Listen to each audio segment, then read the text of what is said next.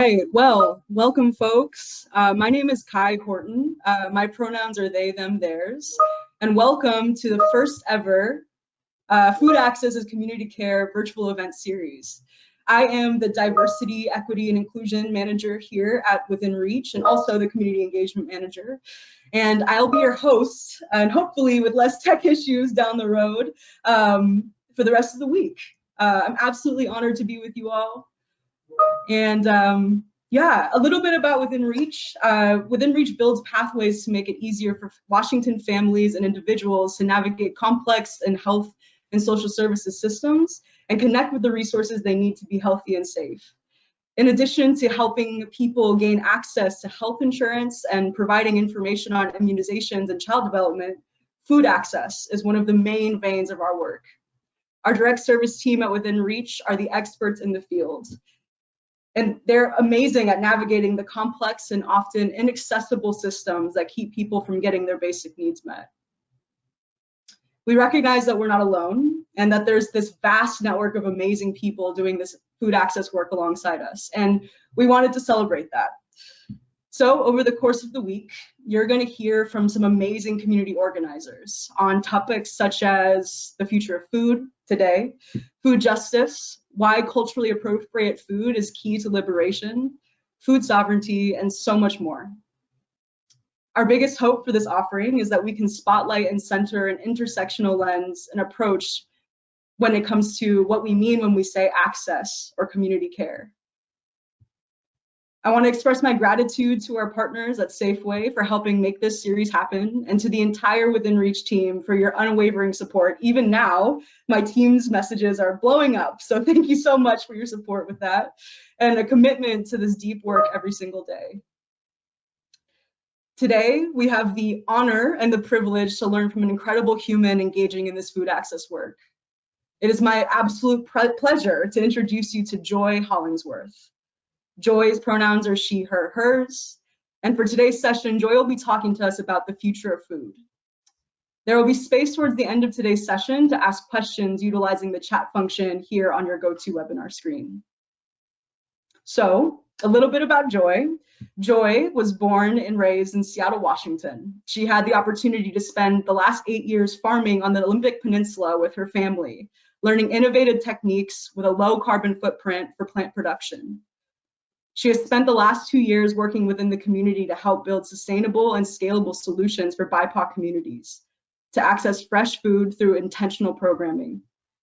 She is passionate about farming, food, small business, economic justice, and helping to elevate voices for historically excluded communities. Joy, we are so grateful to learn from you today and be with you. And so with that, I am going to pass the mic to you.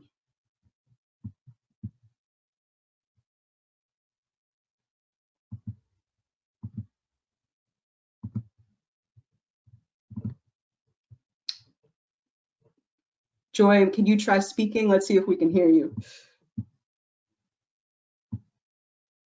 Can you hear me now? We sure can. I didn't know I was on the screen, and so I apologize if I was moving or whatnot. Thank you. Can you see this on the screen, Kai, if I present? Yes, yes. Okay, perfect. So I'm gonna click present. Okay, perfect.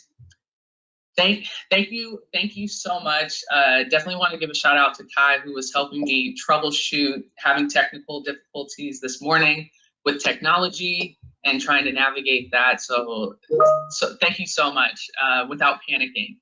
Just want to thank the guests today for joining us. Thank you to Within Reach for creating this space for us to talk about food accessibility.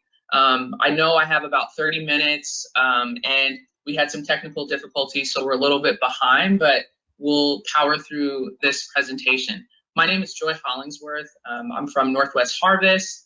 I have the wonderful opportunity of being the hunger response specialist for Western Washington. And what we do basically is connect organizations to food. We connect different organizations to food, whether it's resources, whether it's our harvest pantry, it's our food bank, different type of access points for food. Today, we'll be talking about the future of food and localizing our food source for a low carbon footprint. As we talk about dismantling food insecurity, so many times we hear about the distribution of it.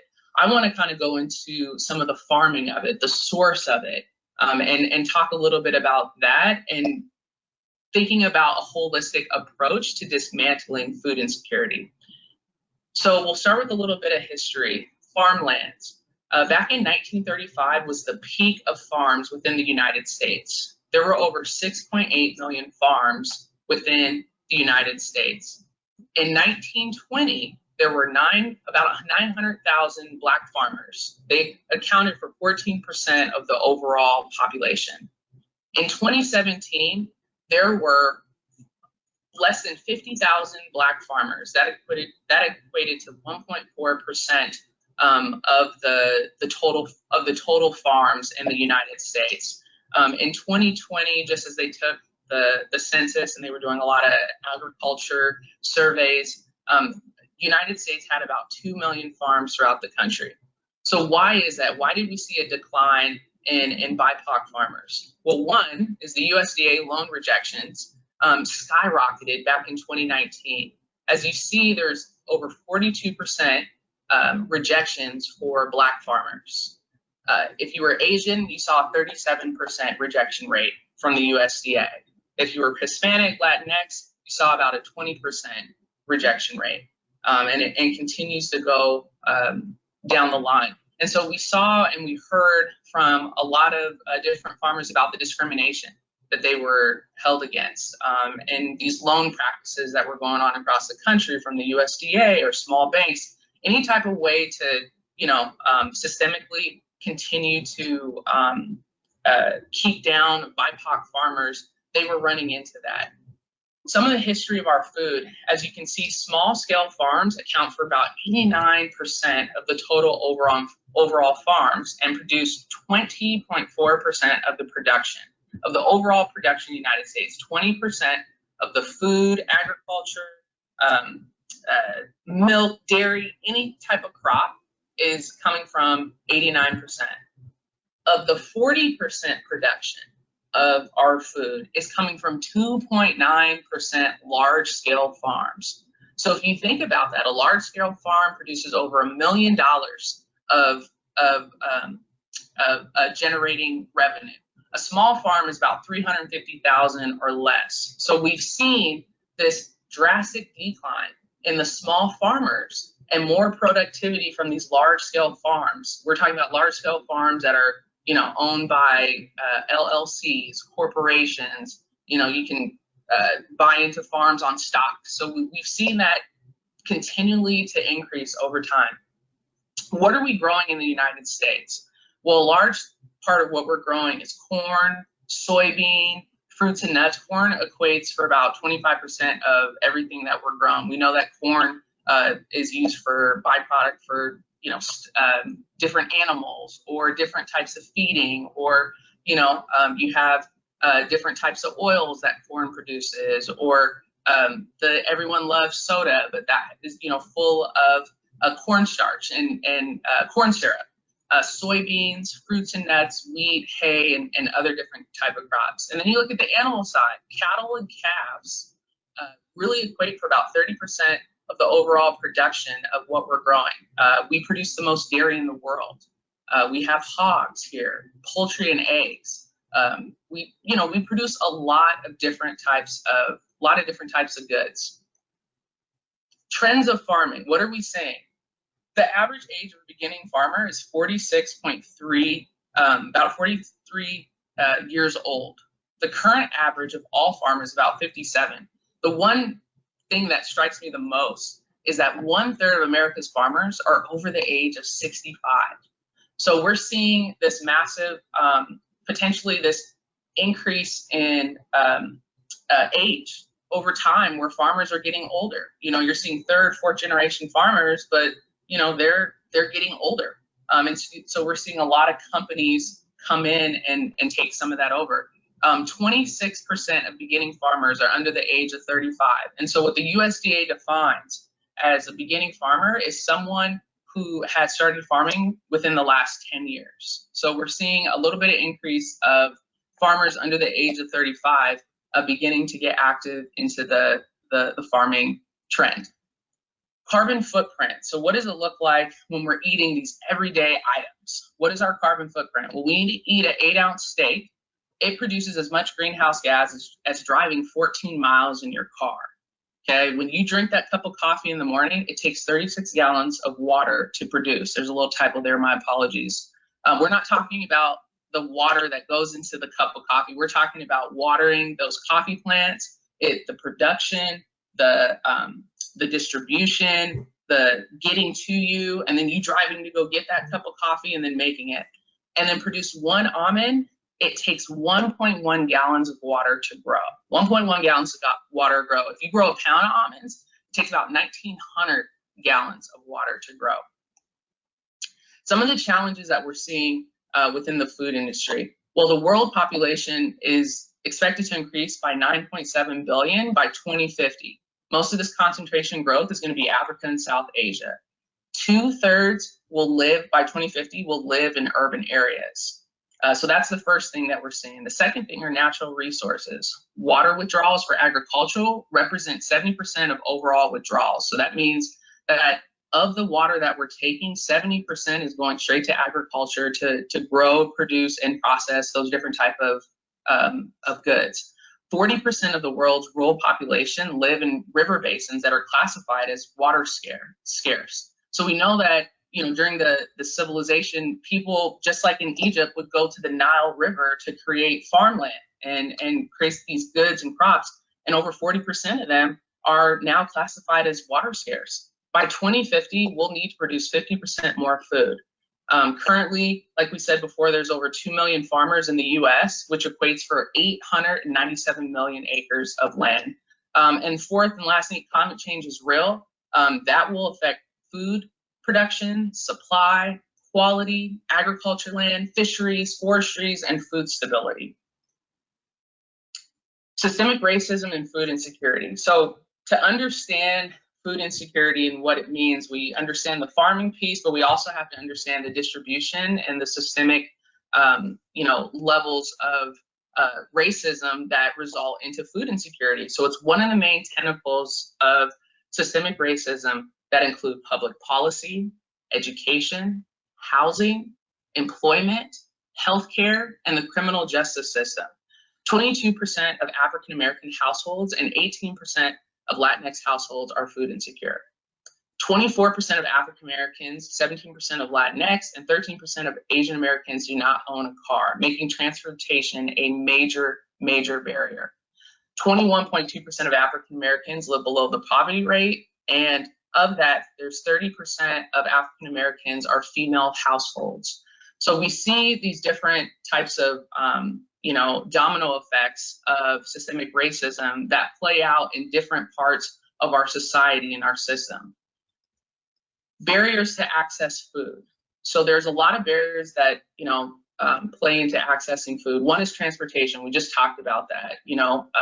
Not being able to have a car. Car is a luxury for a lot of people.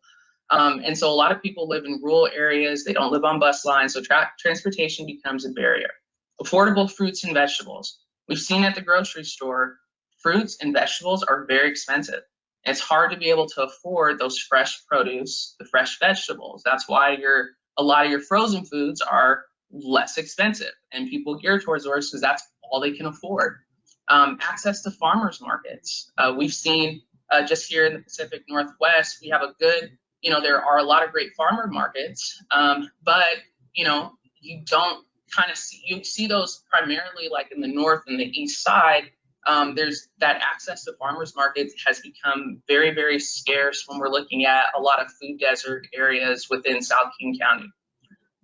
There are a lot of food bank restrictions sometimes. So sometimes, you can only access a food bank if you live in that certain community. We've seen food banks do a great, phenomenal job of lowering those barriers, allowing people to come in, but we understand that there are different food banks restrictions for different area codes. We also have city design. Sometimes just city design where you have multiple food banks or food outlets particularly in a certain area, but not in another area where they're different food deserts. So that's another barrier. And lack of exposure and education to healthy foods. If someone hasn't been able to have a spaghetti squash, or a zucchini, how would we expect them to know how to cook it if they have lack of exposure and education on healthy foods? That's how intentional programming comes into play. Consequences of unequitable food access: diabetes and heart disease, low energy performance at work, depression, anxiety, low nutrient intake. And we've heard this the whole time. Children cannot learn if they are hungry. How many of our kids go to school hungry? How many people are, on free and reduced lunch? How we saw during the pandemic, this was a big deal when schools were going online, and a big part of kids going to school was to be able to eat and go to school, not just learn, but to be able to get that meal. So we saw during the pandemic that just continued to exacerbate all over. So what next? How can we continue to dismantle food insecurity where we are? Well, number one, we have to center communities. Centering will go left to right. Centering senior communities. During the pandemic, we saw seniors weren't able to access food. It was a number of barriers. They were a vulnerable population, transportation issues, going to the grocery stores, money, budget, so many different barriers. So one of the ways is we saw different programmings creating pre-made meals. We saw different Southeast Senior Center or the Central District Senior Center turn into these places where they were making pre-made meals for their senior communities to be able to access those. The second one is a delivery system to senior homes and communities. We saw different churches participate, different communities be able to turn their community into this delivering system to be able to take care of their senior community. The second one is centering schools. We have to increase school distribution points in school food pantries. We understand that a lot of kids go to school to be able to learn, social, but also to eat as well. That's where they get a lot of their nutrition from. So we have to figure out how we incorporate and support schools in different ways other than that breakfast and lunch, but can we figure out how we turn schools into different school food pantries? A second way is uplifting social workers. This was one of the key ways in which we can continue to dismantle systemic barriers, is continue to uplifting social workers and family support workers. They are the lifeline and connection to families. And so what we have to understand is if we do not center their needs and figure out how we make it easily accessible for them to access different resources to be able to provide for the different families that they're serving and connecting with, and they're just like one of the family members as well. So creating a social worker program to access food for families is super, super important. Serving all zip codes with no restrictions. There should be no criteria on serving zip codes, no ID documentation needed to access food. We got to figure out different ways in which we can continue to serve people in our community, but also lowering those barriers. A fifth way, providing fresh produce and culturally centered food. Ensuring access to fresh produce, create channels and distributions whose missions and values align with dismantling systemic racism by addressing food insecurity. When you provide different types of fresh produce, when we say intentional programming, it also means regular programming would be just providing fresh produce to people. Here's some fresh produce, boom. Intentional programming is understanding that maybe they haven't had exposure to that. So in addition to providing those fresh produce, you're also providing a recipe card.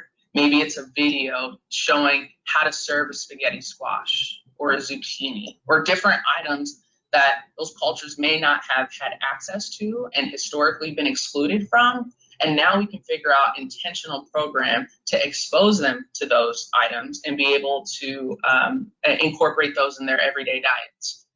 Another way is fresh markets in Black and other BIPOC communities. We saw this with a program, Latinx program, they would go into a mobile market. They would go and get food from all these grocery stores that were, throwing away food that was perfectly fine.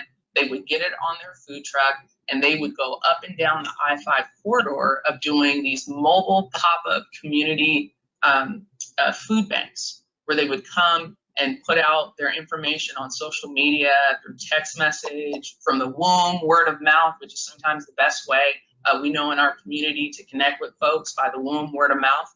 And people were coming, hundreds, 200 people at a time, to be able to access these mobile markets, which, number one, brought the mobile market to their community, dismantled the barrier of transportation, and also provided easy access to everyone in that neighborhood. People were driving from all over to be able to get these different food markets. And then also what they did is they only did it on the weekends. We know that most working people are working from Monday through Friday. And so that's very difficult for someone to go access, a food distribution site at noon on a Wednesday, right? So we saw that they were trying to make sure that these times were accessible to different people, whether they were working or, just different ways to provide that. Another way, urban farms. So we've seen a lot where these empty lots turn into these farming spaces. We've seen vertical farms where you're farming not on the ground or linear, you're growing vertically, where you're able to grow different types of green vegetables. We've seen rooftop farms urbanly, right? That's going to be one of the ways in which we tackle dismantling systemic barriers into continuing to grow localized food. Farming, we have to increase access to grants and loans for BIPOC farmers and younger ages. School gardens and greenhouses. I think one of the best ways to expose children and people is by connecting with the younger ages and generation to be able to access food. And you can do that in school with different gardens that they have in school. Use of public lands for growing local crops. Washington State has a number of open spaces of just beautiful green lands. We also enjoy the luxury of, and I know some people don't think the rain is a beauty, but we understand that when we have days in the summer, like May through September, some of the best times in the Pacific Northwest, we've been suffering for about 4 or 5 months of constant rain. But the land is green here massively because of the rain that we have become accustomed to and that we get to enjoy. So we need to continue to utilize some of those resources. And then at-home gardening. A lot of times, I don't think we understand how simple and easy it is to grow some fresh herbs at home. Some mint, you can grow tomatoes, you can do strawberries, potatoes. You can set up a garden in your backyard. Maybe you're growing on your tabletop grower, a balcony, or small raised beds. There are different ways in which you can participate and grow at home as well, to be able to provide for your family, but also for us to continue to lower the barriers to access food. And I know I probably ran through that because I wasn't too sure about time, because I know we got started late, but that's the end of the presentation, and would love to take questions if technology would allow us to as well. Yeah, thank you, Joy. Folks, if you have questions for Joy, which I'm sure you do, you can utilize it looks like a little quote bubble with a question mark in it. You can click that, and then we'll see in real time the questions come through. And Joy, I'll pass some questions off to you, okay? Okay, awesome. Thank you, Kai, so much. Yeah, no, thank you. This was beautiful. So we'll give folks a few seconds here to sort of type something up, and we'll take maybe 2 to 3 questions before we close out today. How does that sound, Joy? That sounds great. And I also more than happy to send this presentation to anyone as well. I can provide my email address. I also have all the resources that were in this presentation, and about everything that we got the data from is in our resource page. So perfect, thank you.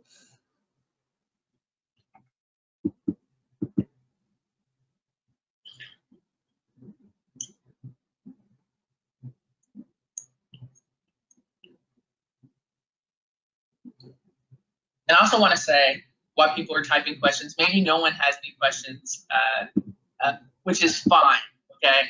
But definitely want to give a shout out to Within Reach and Kai, your organization, for all the great work that you're doing in the community. And then to be able to bring this type of, create this platform for people to be able to connect and learn about food accessibility and different ways that they can help themselves or get involved. Like it's so deeply, deeply important.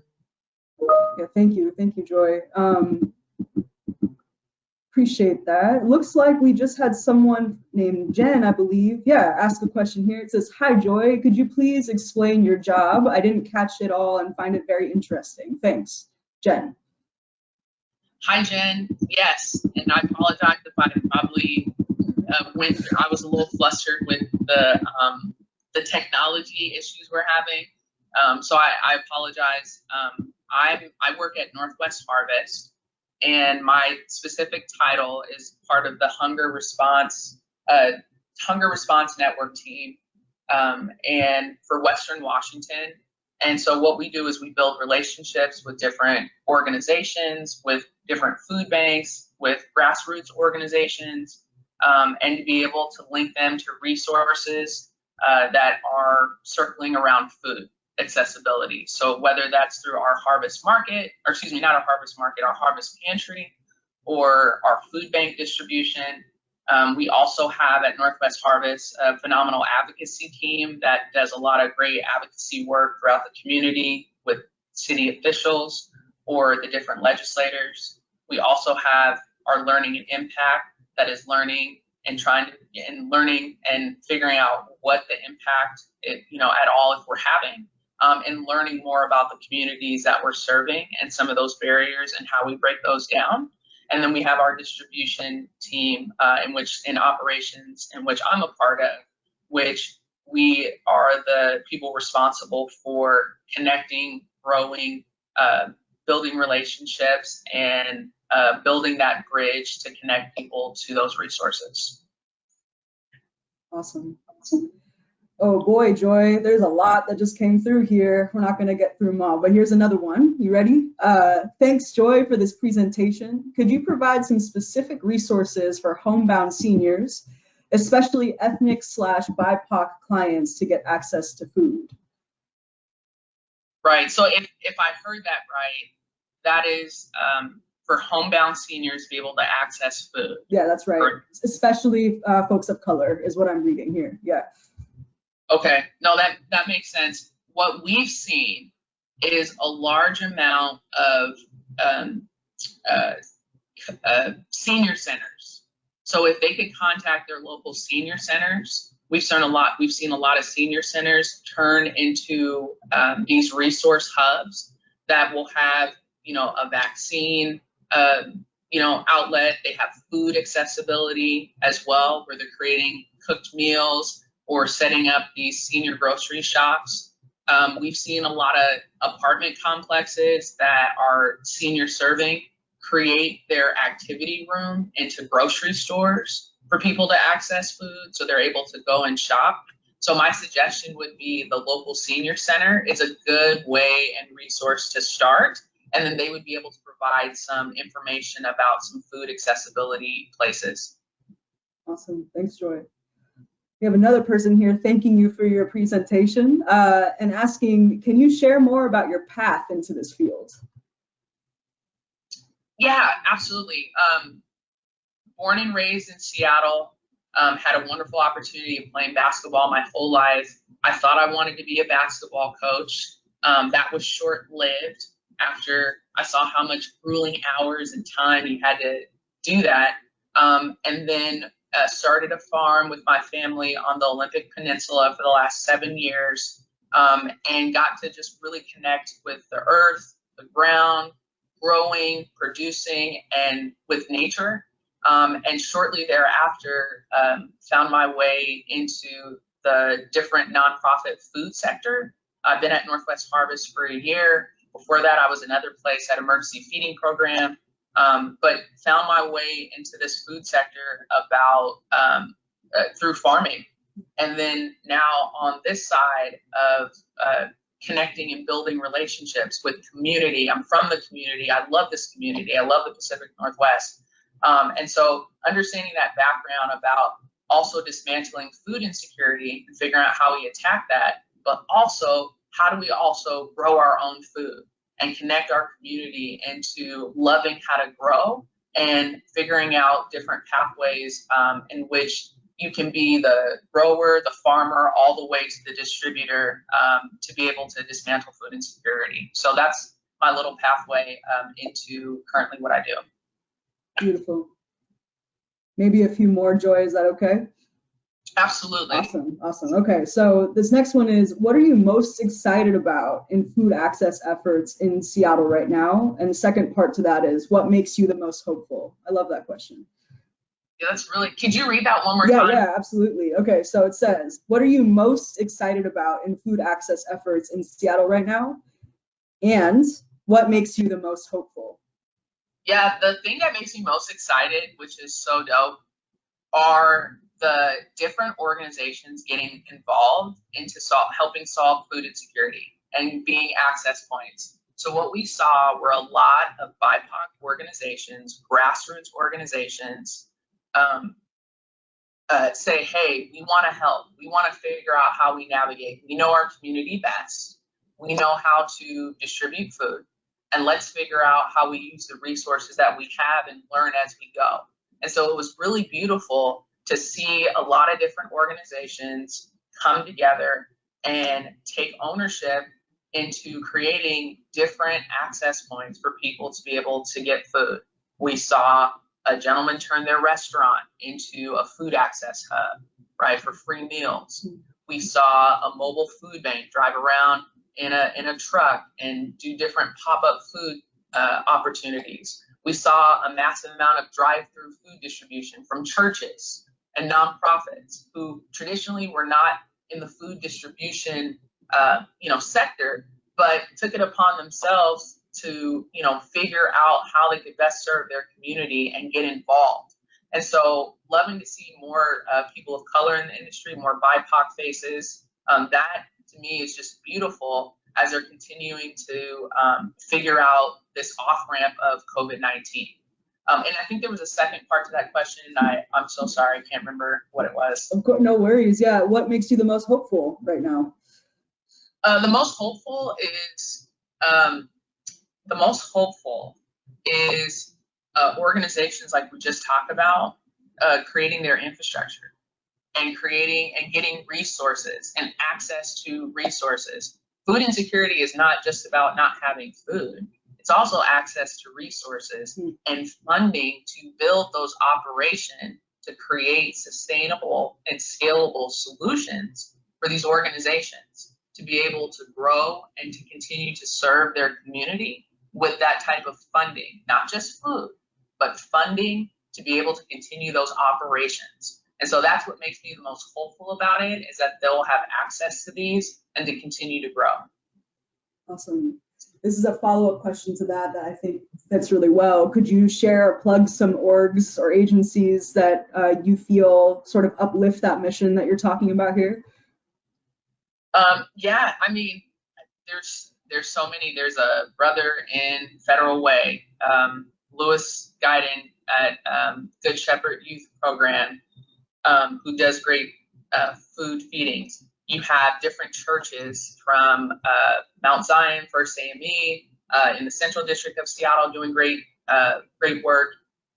You also have, and I know I'm forgetting all these different orgs, and I'm sorry, you have Urban League, you have even Choose 180, you have Creative Justice, you have, there's just so many different orgs that are doing it. You have the Urban Food Project and Skyway as well.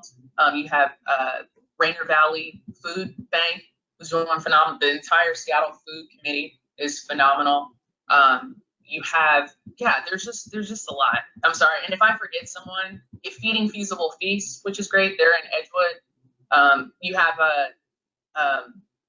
there's another.